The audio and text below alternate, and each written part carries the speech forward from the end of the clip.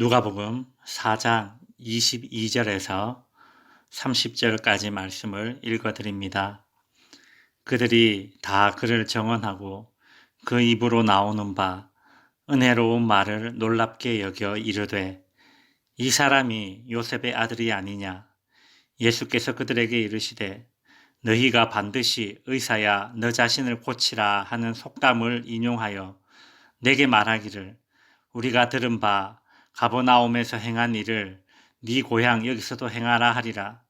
또 이르시되 내가 진실로 너희에게 이르노니 선지자가 고향에서는 환영을 받는 자가 없느니라.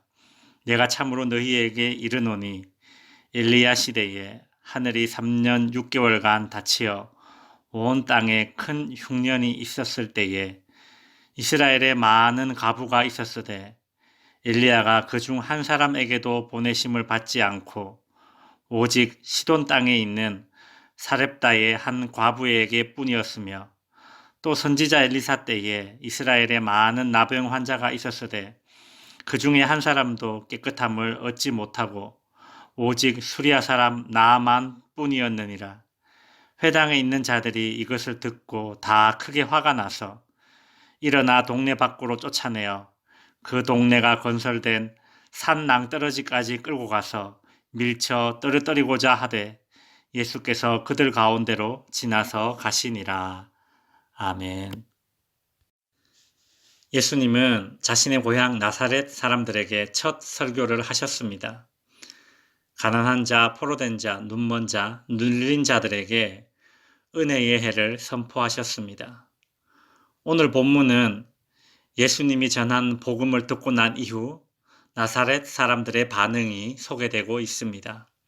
22절 그들이 그 입으로 나오는 바 은혜로운 말을 놀랍게 여겨. 나사렛 사람들은 은혜의 해가 선포된다, 즉 희년이 선포된다는 사실에 기뻐하면서도 마음 한편으로는 이 사람이 요셉의 아들이 아니냐며 미심쩍어 했습니다. 이 말은 예수님을 폄하하는 말입니다.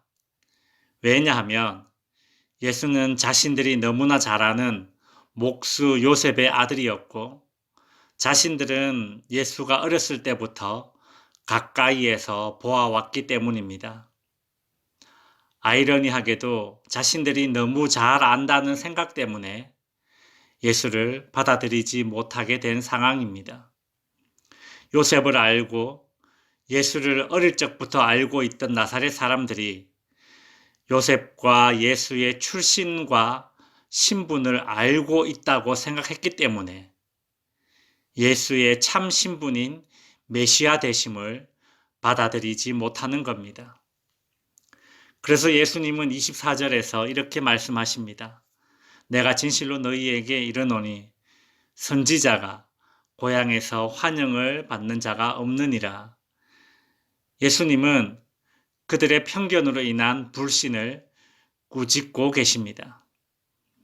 예수님은 나사렛 사람들이 예수가 같은 고향 사람이기 때문에 메시아로 받아들이기를 꺼려하는 모습을 그 옛날 구약시대에 하나님의 말씀을 대언했던 선지자들을 받아들이지 않고 배척했던 구약의 이스라엘 백성들과 비교하십니다. 25절 엘리야 시대에 하늘이 3년 6개월간 닫히어 온 땅에 큰 흉년이 들었을 때에 이스라엘에 많은 과부가 있었으되 엘리야가 그중 한 사람에게도 보내심을 받지 않고 오직 시돈 땅에 있는 사렙다 과부에게 뿐이었으며 엘리야는 이스라엘이 아닌 이방 지역 시돈 땅 사렙다 과부에게 보내심을 받았습니다. 27절 또 선지자 엘리사 때에 이스라엘에 많은 나병 환자가 있었으되 그 중에 한 사람도 깨끗함을 얻지 못하고 오직 수리아 사람 나아만 뿐이었느니라. 엘리사도 이스라엘 사람이 아닌 이방인 나아만 장군의 병을 고쳐주었습니다. 사렙다가 살던 시돈과 나아만 장군의 수리아는 이방 민족일 뿐만 아니라 그 당시 이스라엘과 적대적인 나라들이었습니다. 그러니 예수님의 이런 비유는 구약시대에 이스라엘에 약속하신 하나님의 복을 이스라엘 사람들이 거절하여서 그 하나님의 복이 이방인에게, 더군다나 적국에게 넘어가게 되었듯이 지금 예수님이 은혜의 해에 이 복을 선포하고 있지만 그 복음을 받아들이지 않고 배척한다면 하나님의 은혜가 이방인에게 흘러갈 것이라는 그런 책망의 메시지를 하신 것입니다. 자신들만이 하나님의 택한 백성이라는 잘못된 선민사상과 편협한 민족주의를 가지고 있던 나사렛 사람들은 이렇게 반응합니다. 28절 회당에 있는 자들이 이것을 듣고 다 크게 화가 나서 29절 일어나 동네 밖으로 쫓아내어 그 동네가 건설된 산 낭떠러지까지 끌고 가서 밀쳐 떨어뜨리고자 하되 유대인들의 거절로 이방인들이 은혜 받는 때가 온다는 그 말씀을 듣고 화를 내면서 예수를 동네 밖으로 쫓아낼 뿐만 아니라 낭떠러지 아래로 밀쳐 떨어뜨리려 합니다. 그들은 예수가 자신들을 향해서 하나님의 은혜를 받을 만한 수준이 되지 못한다는 책망을 듣게 되자 참을 수 없었습니다.